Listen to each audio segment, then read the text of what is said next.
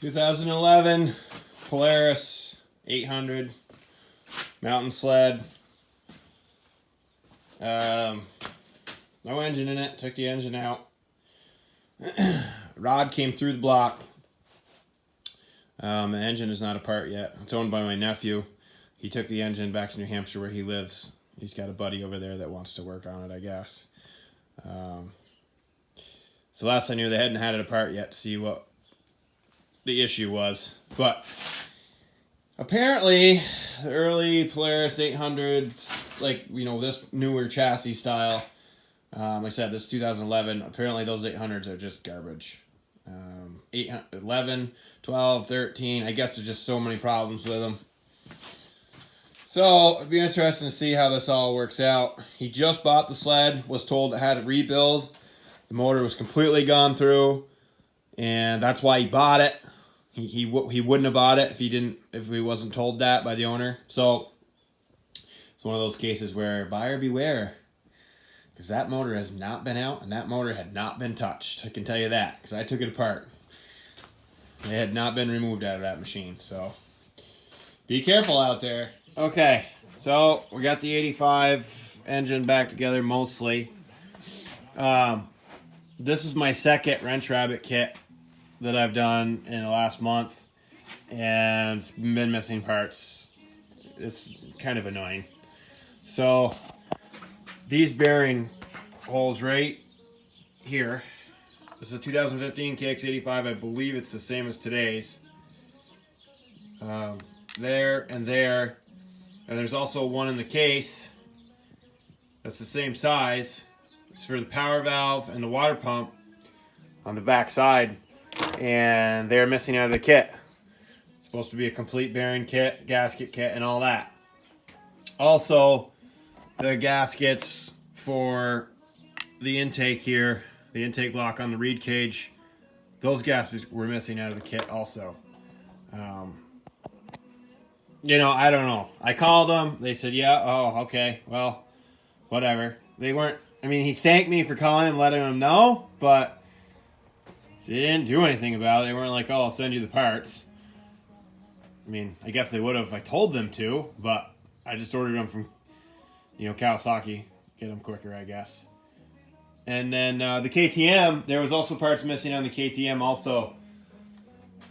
The little O-rings underneath the power valve vacuum thing there, some little O-rings and a gasket that were missing out of that kit also. Like I said, it's probably more the Vertex kit than anything. It's probably not Wrench Rabbit's fault, but I mean, it kind of is. You know, they're supposed to make sure it's all in there, and definitely not all in there. So what do you do, right? See what happens. All right, newest project in the shop, John Deere L. 1940, maybe 41, not exactly sure. There's no tag on it. I mean, it does say L on the transmission, so I believe it's the L. It's not the LA. We have a no spark situation right this minute. Well, no, it does spark. I'm sorry, it does spark. The timing's off, I guess. Customer bought it. Man died, so this guy bought it. Our customer bought it and wants us to put it all together. It's mostly restored, mostly painted. It was just sitting in the barn. It showed up yesterday like this. Put a fuel tank on it, trying to get it to run first before we do too much, but new tires and paint. And so we'll see if we can get it together. Well, run! Can't get it to run. I don't know how many stops it doesn't have to stop, but it does run. Gas looks like caramel. Don't believe it's gonna go through carburetor. Okay, so one downside to having a lot of projects to work on is sometimes you can't keep track of them all and what's happening with all of them. So I had water in this thing, in this engine to get it running, and then it got pushed outside the shop last night, put in the barn next door to bring another project in here this morning that ended up not working out to come in here anyways. But then I went out this morning to take a piece off this, and I realized that I had left water in it. And I don't think we heard anything. I brought it in here, took it back apart, took the hood off it, took it all apart. There was still water in the hose down here, still liquidy. So letting it thaw out nice and slow here in the shop. There doesn't appear to be any cracks visible. So I'm hoping that everything's okay, but oh, that could be bad. So until I fill it back up, we don't know. But the gas tank, yeah, put the gas tank in yesterday, and come to find out, there's a few more holes in it. So I got an internal kit, liquid inside kit you pour in there to refinish the inside of the gas tank, and I welded up all the holes I can find. So that's not going in too quick. Just another day here in Vermont, doing a little logging, get some firewood. See, winter. Not too cold, but it's definitely slippery today. And of course, got my tree all hung up. We'll get it. All right, this is the start of a releaser that we custom build. It's a 36-inch tall tube, 18-inch diameter. Cape from H2O, that's what we're dealer for. Blank tube. We drill all the holes and make it work 100%. We're using the Stay Right pumps here, 20 gallon a minute Dominators, bottom suck, a little bit less liquid in the bottom of the tube that way. They work pretty good, cheap enough.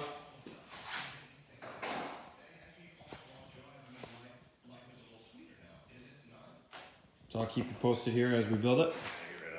Tapping the holes, vacuum intake, just tapping a few holes for pump lines, and electric releaser is complete. Waiting for some holes drilled for the client, whoever it is. Custom tap holes. Take cover off here, just sitting here and testing. 2 pumps in the releaser, 2 floats, separate, all separate circuit. Quick release pumps, you can take them out pretty quickly. It's ready to go. Have switches, bypass, so you can turn on 1 pump or 2 pumps, make sure they're working. Headed down to Springfield this morning. Got to move my in-laws. They sold their house. They've been there like 40 years. So it's time to move them out. I guess they signed the papers tomorrow to be done. And yeah, they built a house up in a different town there in Plymouth where our camp is. So it's going to be bittersweet for everybody, I guess. I've been with my wife like 15 or 16 years. We've been together. So I've been to the house a few times. So it'll be interesting to see how everybody handles today. Yeah.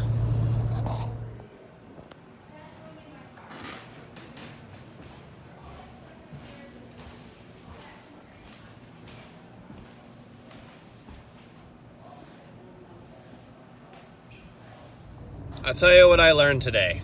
So I'm just leaving my in-laws' house at 8 o'clock in the morning.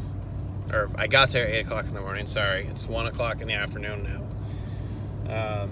If you're gonna sell a house that you've been in a long time, you need to work on getting it empty way ahead of time. They did take a lot of stuff out, but you know, I went there this morning only supposedly getting some big stuff with my trailer, and the trailer's full to the ceiling. The inside of the truck is full here. Well, the back seat's not completely full, but back of the truck's pretty full. Multiple other vehicles that were there are full, and there's still more to get. And of course, it still needs to be cleaned. Doesn't sound like a big deal. However, the closing is tomorrow at 10 o'clock. Yeah, so I called my wife. I told her, I said, you got to come down. You got to go through this house with a fine-tooth comb. You got to clean. You got to vacuum. You got to, you know, there's just quite a lot to do. I think her parents it's just been a lot for them to take in. You know, they're retirement age, and to build a house and sell a new one, and Christmas is next week. I mean, it's a lot. So I'm not complaining about that. Just, I definitely learned some things today. So yeah, if you're gonna sell a house, definitely get going on moving your stuff out, because it takes a lot longer than you think.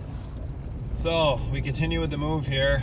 We made it the 45 minutes away to where the new house is, and we're up in the hills. You can see the background, mountains here.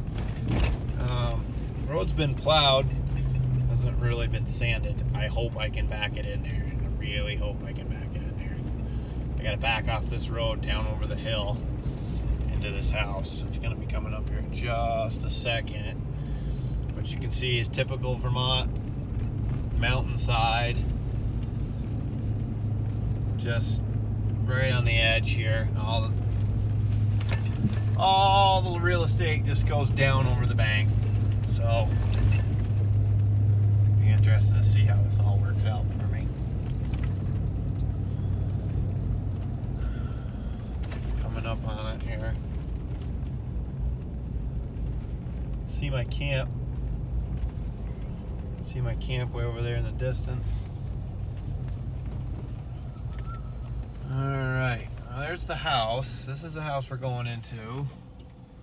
You can see over there, that's my camp my wife and I owned, that we built over 10 years ago now.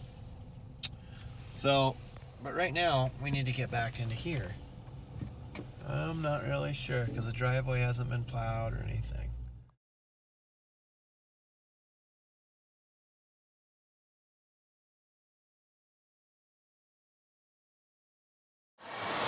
Today we do skating with the school.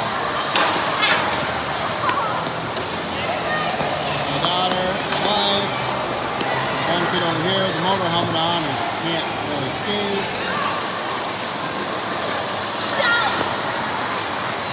And over there, another one of my kids over here with the motor helmet and trying to ride. Just complete pandemonium. Some of these kids do that for skate.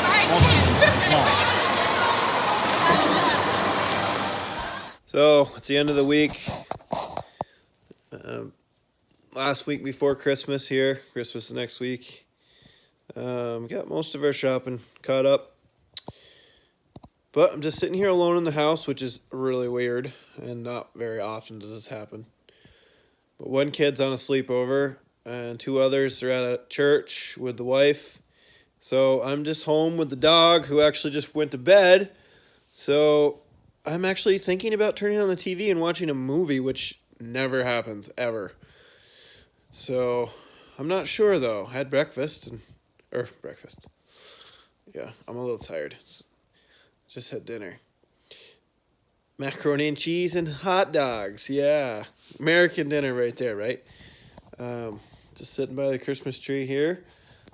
Waiting for some laundry to cook. Yeah, that's right. I'm cooking my laundry. It's almost done rotating, I think. So I'll do that in a minute. But yeah, Merry Christmas, everybody. And we'll see what next week brings. Hopefully we can get some of these projects that are in the shop wrapped up. And I can do a little better job videoing each process. You know, I'm still learning. So, you know, trying to hold the camera and do the work is sometimes not really the handiest. So anyways. Don't forget to click subscribe and keep an eye out for what I have coming, because we're going to be tapping trees pretty soon. So we'll be having some interesting stuff. A lot more interesting content on sugaring, because that'll be my main focus starting probably the week of the 5th or so. Obviously weather depending, but yeah, keep an eye out for my sugaring videos that are coming.